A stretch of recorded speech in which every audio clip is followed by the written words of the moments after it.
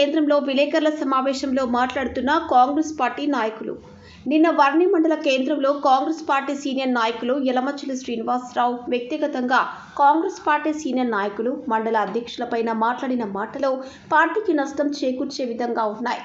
నోరు అదుపులో పెట్టుకొని యలమచిలి శ్రీనివాసరావు వ్యక్తిగత విమర్శలు మాని కాంగ్రెస్ పార్టీ శ్రేయస్సు కోసం పనిచేస్తే బాగుంటుందన్న నాయకులు. కార్యక్రమంలో టీపీసీసీ డెలిగేట్ రాజారెడ్డి, వర్ణి మండల అధ్యక్షులు Suresh Baba, Kotagiri ex MPTC Kotta Manohar, Varni ex PSCS chairman Nemani Veerraju, Banswada ex AMC chairman Suresh, Rudrur మండల అధ్యక్షులు అరుణ్, మైనార్టీ నాయకులు బారీ, మైనార్టీ వర్ణి మండల అధ్యక్షులు శంషు, కిషాన్ కేత్ మండల అధ్యక్షులు కిసాన్, వర్ణి మండల యూత్ కాంగ్రెస్ అధ్యక్షులు కృష్ణారెడ్డి, సీనియర్ నాయకులు దామినేని నాగేశ్వరరావు, మారుతి, ఇమ్రాన్, మల్లేష్, అవేజ్, రఘు, నిఖిల్, కసి, కబీర్, మోహన్, దయాకర్ గౌడ్, నాగేష్ తదితరులు పాల్గొన్నారు. ఎందుకోసమంటే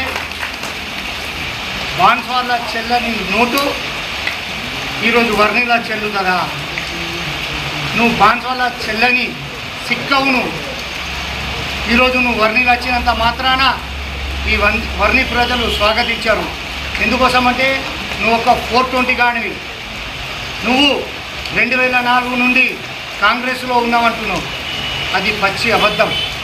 2004లో టీఆర్ఎస్ కాంగ్రెస్ అలయన్స్లో బాజీరెడ్డి గోవర్ధన్ గారికి ఈరోజు బాన్స్వాడకు పంపిస్తే మేమందరం కూడా బాజిరెడ్డి విజయానికి ఆ రోజు పోచారం శ్రీనివాసరెడ్డికి వ్యతిరేకంగా పనిచేసినాం. అక్కడ బైండవర్ 3 గంటలకు 2 గంటలకు పిల్లలు పక్కలకి వెళ్ళి తీసుకుపోయినా బైండవర్ చేశారు పోలీసు వాళ్ళు. ఒక్కసారైనా బైండవర్ కాలేదు. మీరు రాజకీయ గురువులు అని చెప్తున్నారు. ఎవరి గురువులు అండి?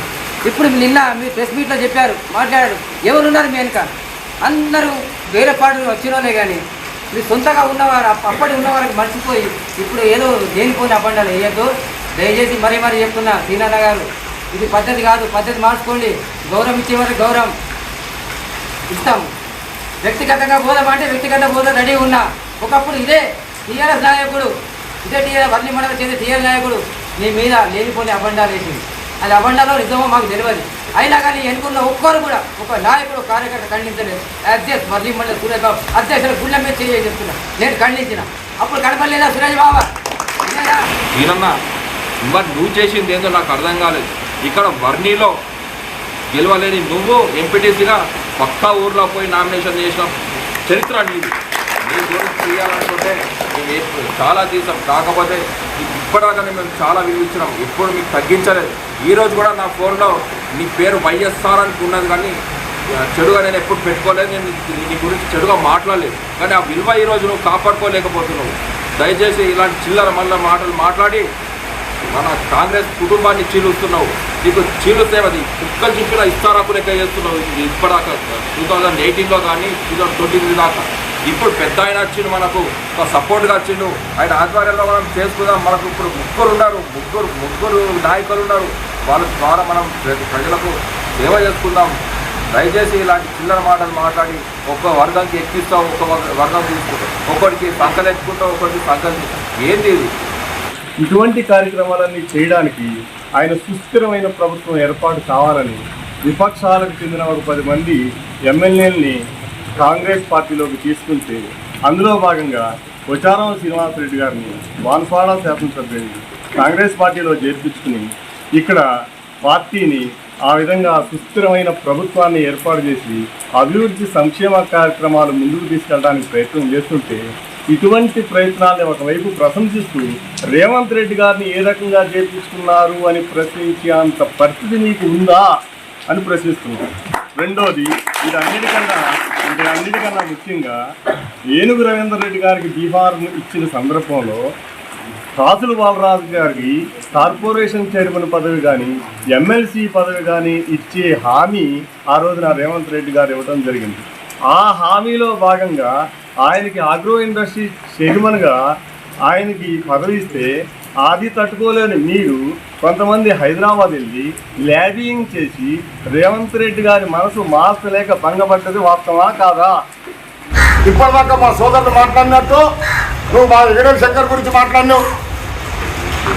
సొసైటీ డైరెక్టర్ నుంచి ప్రెసిడెంట్ చేసిన వ్యక్తి, సర్పంచ్ చేసిన వ్యక్తి, మరియు ఎంపీపీ చేసిన వ్యక్తి, జిల్లా పరిషత్ చేసిన వ్యక్తి. అతని గురించి మాట్లాడే అర్హత నీకెక్కడి? నీకు నీ ఇంట్లోనే నమ్ముడు పోనోడివి. ఇప్పుడే చెప్పారు మా సోదరులు, నువ్వు తగిన పని పోయి సత్యము. ఇంటి కుక్క ఇంటి దగ్గర మురిగితే అందం ఉంటుంది, బయట ఇంటికాడ మురిగితే అందం ఉండదు. నీకు చెప్తా ఉన్నా, ఇంకోసారి మా ఓపికలు నశిస్తే నేను ఏం చేస్తామో కూడా తెలియదు. గతంలో బాధిరెడ్డిని నాశనం చేసిన వ్యక్తివి నువ్వు. ఇదే వారిని అంటారు, కొట్లాటలు పెట్టి తలలు మొదలు కొట్టించి తీసుకపోయింది. మరి నిన్న మాట్లాడుతూ ఉన్నావు, నేను ఎక్కడికి వెళ్ళినా అన్నావు, రా గుడి మీదకి రా, జడ్పీటీసీ టికెట్ కోసం కొట్లాడి తీసుకొని 4 సంవత్సరాలు నీ ముఖం పేపర్లో కూడా లేదు. నువ్వే చెప్పినావు, ఏటు నగర్ వెళ్ళిన మనోహర్ నేను ఉష్క దందా చేస్తున్నా అని చెప్పి నువ్వు. నాకు ఎవరో చెప్పలే, వర్ణోళ్ళు చెప్పలే, ఎవరు చెప్పలే. ఆ దంద చెయ్యలేదని రా గుడి మీద చెప్పు. నీర్కూరు కారి నీరే. మళ్ళా ఈటెల రాజేందర్తో నువ్వే పని చేసుకున్నావు, హరిశ్రావుతో కూడా పని చేసుకున్నావు నువ్వే. నిన్న మాట్లాడుతూ ఉన్నావు, నేను పని చేయలే, ఏదో మాట్లాడుతున్నారు.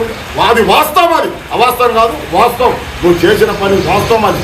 మరి ఈరోజు కూడా ఆ ఏనుగు రవీంద్ర నుండి కూడా ఉంచుతావో, ఆయనను ఒక కట్టకు పెట్టేసి పంపించేస్తావో అది తెలియదు. కానీ నువ్వు మాత్రం ఇప్పుడు పార్టీకి భంగం కలిగిస్తున్నావు. కాంగ్రెస్ కార్యకర్తలని కొట్లాట పెట్టి నువ్వు ఒక సినిమా చూస్తున్నావు. నువ్వు ఒక కార్యకర్తవు కాదు, నువ్వు ఒక యాత్రికుడివి. కార్యకర్త అసలే కాదు, యాత్రికుడివి. నువ్వు అక్కడి నుంచి వస్తావు, ఇక్కడ ఏదో పెడతావు, వెళ్ళిపోతావు.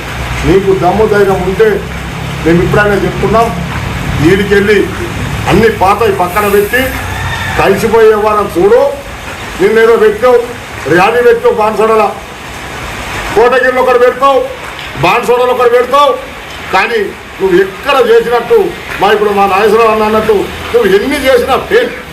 అది మానుకో, అది మానుకొని నీ బుద్ధిని అనేది సరి చేసుకో. మాకన్నా వయసులో పెద్దోడు మేము తిట్టాలంటే మాకు ఇంకా ఎక్కువ మాటలు వస్తాయి, కానీ మేము తిట్టకుండా మేము ఈసారి వదిలేస్తున్నాం.